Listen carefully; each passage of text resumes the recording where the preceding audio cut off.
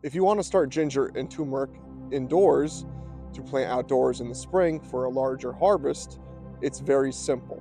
And the first step is just to acquire organic ginger or turmeric roots from either grocery store or farm or from your garden that you saved.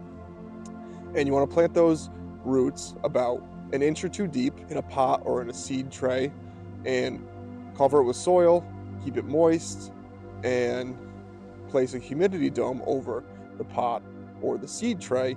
And after a few weeks, the ginger or turmeric will sprout, and then you can put those under a grow light for about 12 hours a day to simulate the summer growing season.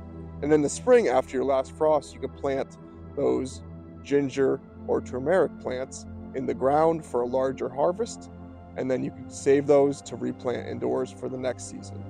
And it creates a cycle of infinite ginger and turmeric from just one simple planting in the winter.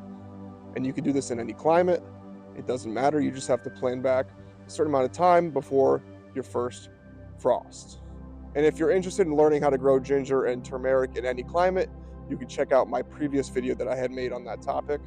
I hope this was helpful. If you need more help, just leave me a comment. Have a great day.